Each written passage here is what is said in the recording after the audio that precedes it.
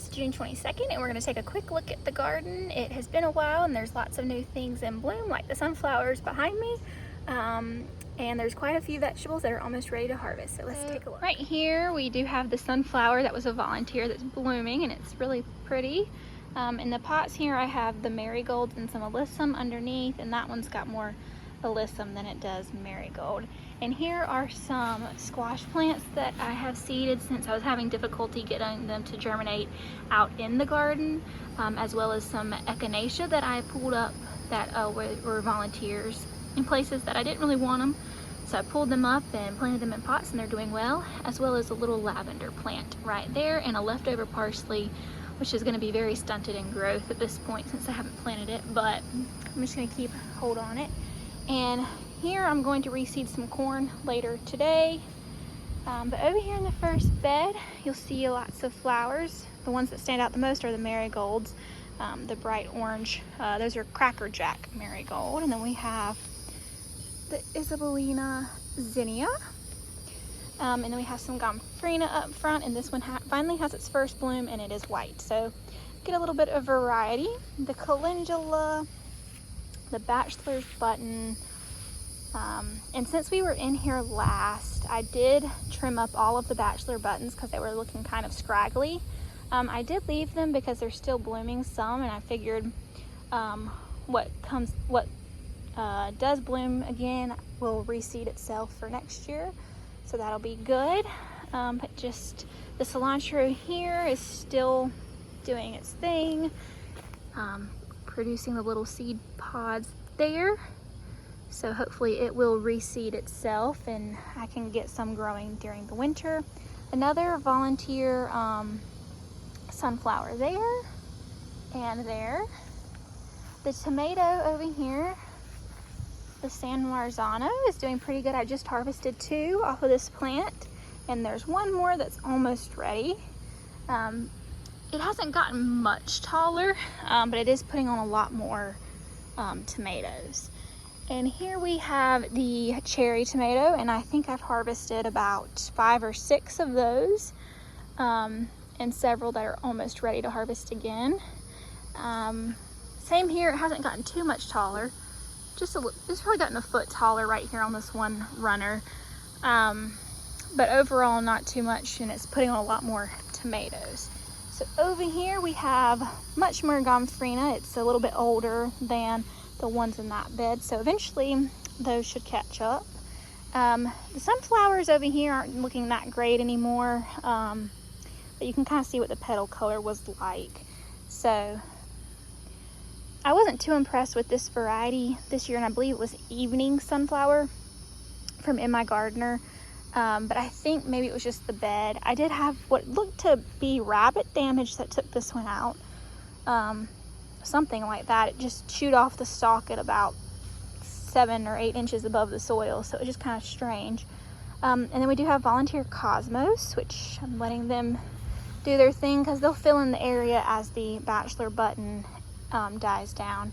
And when these sunflowers are done, I'll probably try to plant another sunflowers in their place. So I'm trying to debate on whether I want to start those from seed or if I want to just direct sow them, or start them indoors or direct sow them. And then here we have that basil plant. This one's looking kind of small because it was shaded by this bachelor button, which I did go ahead and stake up there. We have a bunch of volunteer, that's a cosmos there, some marigold mixed with a cosmos, more marigold, tons of volunteer zinnias, and I'm just leaving them until they become a problem. Here we also have another basil. You can see some calendula, and then there is a cleome flower as well. In this bed here we have a bunch of peppers and some soybean. So the soybean and peppers are doing pretty good. You'll see here, looking pretty good. I did just come through and water everything, so we've been in a pretty significant drought, I'd say. We've probably gone 2, maybe 3 weeks without a significant rainfall. 2 weeks without any at that. And we do have a volunteer zinnia right there, which you can kind of see the bud right there on the plant. again, I'll leave that until it becomes a problem. But the peppers, I haven't harvested anything on the Jimmy Nardellos or the Cubanelles yet, but you can see the Jimmy Nardellos have a bunch of peppers already. That one's kind of forming a U shape.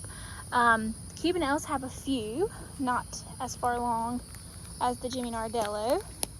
Over here we have the poblanos and then banana peppers. I've already harvested, I think, 3 banana peppers of decent size, and so I haven't ate them yet. They're in the fridge now.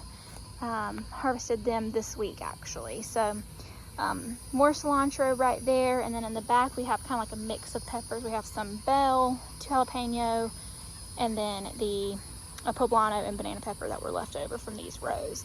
And now the jalapeno peppers seem to be doing the worst. I had 2 plants.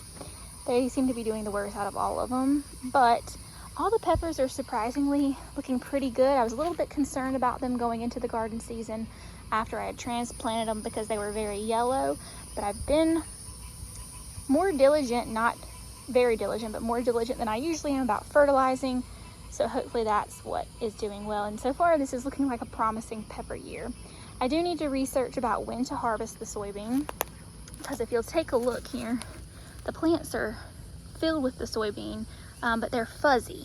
And I just never grown soybean before, and so I'm not sure what to do with those. I had originally bought these with the purpose of using the young pods as edamame, but I tried washing the fuzz off of the pods and it just did not work. So we shall see what happens with those. Now in the center here we do have one of the zinnias and a volunteer sunflower, which has just opened up in the last couple of days, and it's kind of hard to see because it's pretty tall. But there you go. I'd say it's probably 8 foot tall at this point. Very, very tall. And it was a volunteer, and it's interesting to me because it's the same variety that was planted over there last year. And you can see how much taller it is. I mean, it's huge. And then we do have the lavender plant, which is doing very well. The watermelon are kind of haven't grown much at all, and I'm not really sure what may be the cause. It could be that the sunflower is taking all of the nutrients from the soil, but I was kind of looking forward to some watermelon, but we have been buying watermelon from the grocery store, so we don't, it is what it is. Here we have some green onions, which I do need to start harvesting from and use them, and then the lettuce that has bolted, and I'm gonna let it do its thing so I can save some seed on them. Because I don't think I had all of this seed variety in abundance. So we're just gonna hold on to those. And then of course we have the tomatoes. I've harvested, I think, about 4 or 5 of the Cherokee Purple tomatoes. And they've been pretty good. Not overly sweet like I was hoping, but they're pretty good. And I'm thinking that, they'll get better as we're harvesting throughout the year. There is some signs of disease on all 3 of the plants, and I've been trying to stay on top of pruning them, but it's getting kind of ahead of me. And since we've been in such a dry period, anytime we water them, they do get cracks. And so I'm trying to water a good watering at least 2 or 3 times a week, so that they don't do anything. And then we do have the Kalima beans in this bed intermixed, as well as the 2 basil plants. The Kalima beans I have started harvesting from, and I do need to do another succession of whether I do Kalima or I do the Maxabel bush bean. I think it was a new variety to us this year. Haven't tried it yet. I'm looking forward to doing that, and I need to get them in the ground. And then another one, what was it? I do have Blue Lake, but I'm not a big fan of those beans. So we'll see what I end up planting there. Hopefully I get around to it. Then here we have some corn that I started from seed inside, and we did have a few of them that didn't make it because we've been so dry, and with work and everything, I just haven't been able to water like I was hoping. But the ones that have taken off are doing very good. They've doubled size in the last week alone. So I will be seeding some more corn as I mentioned earlier, in that tray to kind of fill in these spots, as well as to put another succession back in the back bed. So let's walk around to the back. Back here. And as far as disease and pests, the really only thing so far are the tomatoes, which seem to have a bit of tomato blight. No real big pest issues yet. Now when we do get to the squash, I'll talk about squash, but that's just something to expect every year. But I have started noticing Japanese beetles, but nothing major. And what I have found, I've been able to hand pick and squish. No tomato hornworms yet. We did have quite a bit of aphids on the peas when we had the peas right here, but the ladybugs kind of handled all of that. So in here I did see direct sow some squash, and not very much of it came up, which is why I reseeded in some of the pots on the shed porch. So this one is a patty pan squash. And then here we have some zucchini. I think that's the Black Beauty zucchini. We did have one of the gourd plants come up, but it's been that size for weeks now. And the marigolds are doing pretty good. And the radish, of course, has kind of gone crazy. I'm letting it bolt, and I will probably try to let it just reseed itself in place, since I do plan on making this a squash bed every year or something, you know. So if a radish reseeds itself, it'll kind of help with the squash bugs and everything. I do see that one of the dark green zucchinis has come up, but it's also been the same size for about a week. So we'll see. Nothing came up in the smooth criminal. We do have one crookneck there. Nothing came up there for the gourd. Nothing came up for supersonic, and nothing came up for the yellow straight neck. But now I do have at least one supersonic and one yellow straight neck that came up on the shed porch. And I think there was also a smooth criminal. So I can refill those spots once I get around to replanting those. Now here is kind of sad. Flowers are not doing as good as they did last year. Really struggled with some ants on these straw flowers. The ants love these, and they're basically eating the stalk away. And so they're dying off at the base of the stalk where the ants are eating them, which is causing the plant to die itself. Now the ants are not messing with the echinacea, which is getting there. It just takes a little bit longer because it is a perennial. The first year is kind of slow growing there. So I'm thinking I do have all those echinacea on the shed porch that need to go somewhere. So figured I could put them here, and by late summer maybe we'll have a pretty show. But those ones in the pots on the front porch, on the shed porch, are very small. And then here was a very big surprise this week. The bee balm started to bloom, and it's very pretty, and the bees have been loving it. So if I can get the camera to focus there we go. Really unique looking blooms. Kind of reminds me of like a thistle or something. But back here we do have our vining squash, so butternut and zucchino rampicante, which are doing pretty good. They're coming up, and we did get the trellis up last weekend, I believe, or maybe it was the weekend before that. So that's what's all going here. And look there, squash bugs. So we will get those, and I think I dropped one. We'll have to go looking for him a little bit later, but I have been just drowning them. I have a cup out here with water in it that I'm keeping water in, and just anytime I see a squash bug, I put it in that, and so far it's been doing pretty good. I did notice that this one zucchino rampicante squash, if I can get it on camera because it is getting kind of dark, you can kind of see it there. It does have squash borer damage right there at the base of the stalk. So I've been debating on whether or not there are little zucchino rampicantes on this plant, and I've been debating about injecting it with BT to see if I can kill it. But in my experience, that has not always worked. So, oh, there's another one. I guess now's the time to come out and get the squash bugs.